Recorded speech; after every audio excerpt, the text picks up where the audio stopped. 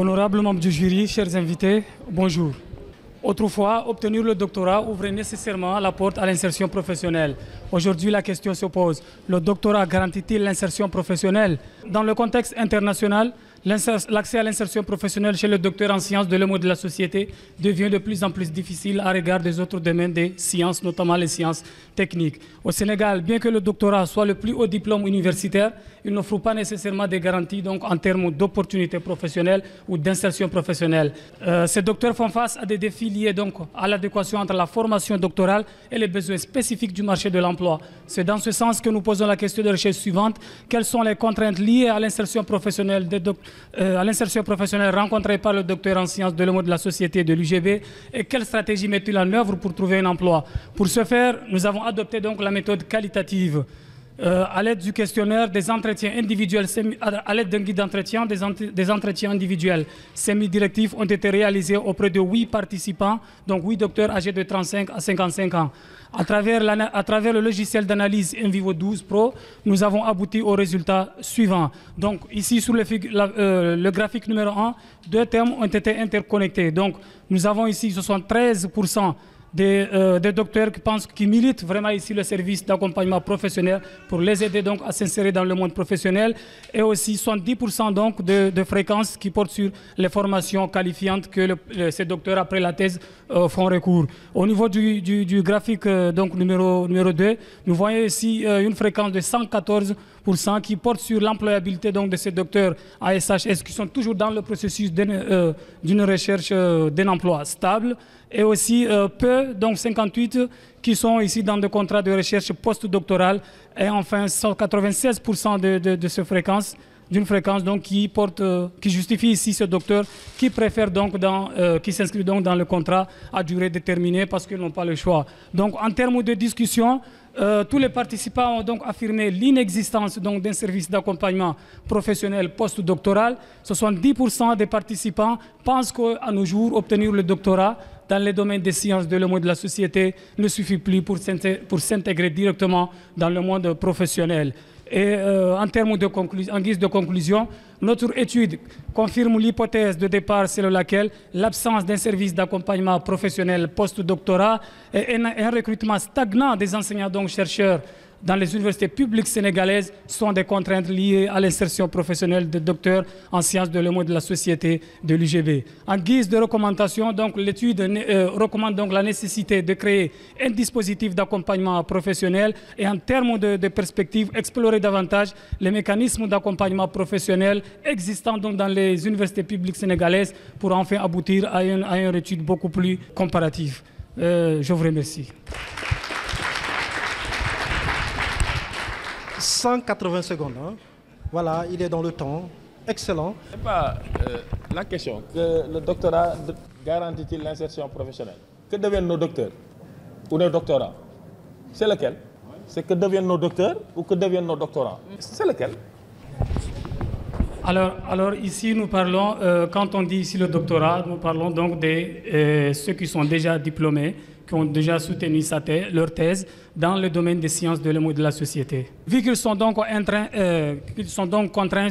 à obtenir donc, un emploi stable, donc ils font donc appel ici à des formations d'abord qualifiantes pour améliorer leurs compétences spécifiques et aussi s'inscrire donc dans les CDD parce que voilà, ils ne peuvent pas rester sans quand même avoir des revenus.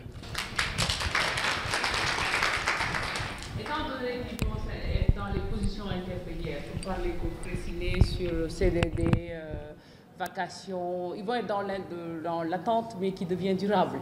Pour parler de solutions intermédiaires. Donc, deviennent-ils des chômeurs? Je pose cette question parce que l'attente devient durable et l'attente était censée être résolvée par l'emploi. Donc, sous-emploi, chômage, où sont-ils? Donc, c'est une première question. La deuxième question, c'est vous parlez de quelle cohorte? Parce que est-ce que c'est tous les docteurs de l'UGB depuis 90? On est sur quelle fourchette temporelle? Voilà, moi je pense que, comme ils l'ont dit, la question, ce qu'avait souligné le professeur Sambou, ça revient. C'est-à-dire que je pense que la question, c'est pas est-ce que ça garantit l'insertion, mais quel type d'insertion? Parce que je pense qu'un docteur, c'est-à-dire, vous êtes automatiquement dans la théorie de Boudon, dans diplôme élevé et poste élevé. C'est-à-dire l'offre et la demande. C'est-à-dire les gens sont dans une situation transitoire qui risque de durer. Mais cette situation transitoire-là, est-ce que c'est, par exemple, une propension ou une volonté à aller trouver un emploi qui correspond avec le niveau de diplôme? C'est ça, en fait, pour moi, la grande question. Est-ce qu'en fait, autrement dit, est-ce qu'il est nécessaire de faire jusqu'au doctorat pour s'insérer? Merci. Autrement dit, est-ce qu'il y a autant de postes élevés que ce niveau de diplôme élevé, tant que vous dites que c'est le diplôme le plus élevé, effectivement. Par exemple, faire son doctorat et après aller dire, moi je vais aller devenir enseignant dans le primaire. Par exemple, il y a 2000 postes qui ont été lancés. Tous ceux qui ont le doctorat là, s'ils postulent là-bas, ils vont être pris pour être enseignants à l'école primaire, parce que le Sénégal aurait préféré d'avoir des enseignants à l'élémentaire qui sont des docteurs. Mais eux, les docteurs en tant que tels, ça ne les intéresse pas, parce que ça ne correspond pas à leur niveau de diplôme. Donc je pense que c'est cette adéquation-là qui était la grande problématique. À quoi sert aujourd'hui le doctorat, par exemple, dans un pays comme le Sénégal? Si tant est que le doctorat, les détenteurs commencent à être très nombreux par rapport à il y a quelques décennies. Je pense que c'est ça la grande problématique que vous essayez de poser en fait. Vous faites comme si l'université n'a pas un incubateur. Avec toutes les formations que l'incubateur donne, où on supplie les étudiants et ils ne viennent pas. Quelle est la responsabilité des étudiants de ne pas valoriser les ressources déjà disponibles dans le campus? Pourquoi les étudiants ne vont pas faire un stage que top di jàng rek? Donc, il faut avoir cette attitude-là de questionnement également les pratiques des étudiants par rapport à ça. Alors déjà, par rapport à la première question, nous travaillons avec la cohorte de 5 dernières années, c'est-à-dire ceux qui ont obtenu donc, le doctorat durant les 5 dernières années, donc à l'école doctorale. Et ces docteurs, bon, pour le moment, c'est pourquoi on l'avait mentionné ici, qu'ils sont toujours dans un processus de recherche d'emploi qu'ils ne le trouvent pas toujours. Donc on ne peut pas pour le moment évaluer, donc faire une évaluation finale, parce que voilà, c'est un processus qui est toujours en cours. Donc on ne peut pas savoir s'il devient quoi dans l'avenir. Mais ils sont quand même obligés de faire des formations qualifiantes parce qu'ils disent que obtenir le doctorat dans les domaines des sciences de l'homme de la société aujourd'hui ne suffit plus pour s'insérer dans le monde professionnel. Voilà, c'est ça.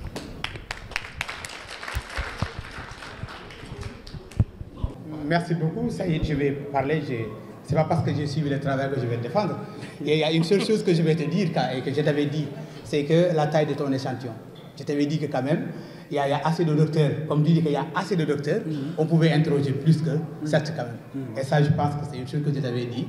Et je t'avais même donné les stratégies pour aller trouver les docteurs. Quand il y a une salle où les docteurs de l'UGB sont là, il fallait les trouver. Et avec une approche par boule de neige, tu pouvais trouver maintenant plusieurs docteurs quand même que tu pourrais interroger. Mais quand même vouloir faire avec 7 ou 8 doctorants et vouloir faire des généralisations avec des pourcentages, ça pose toujours problème.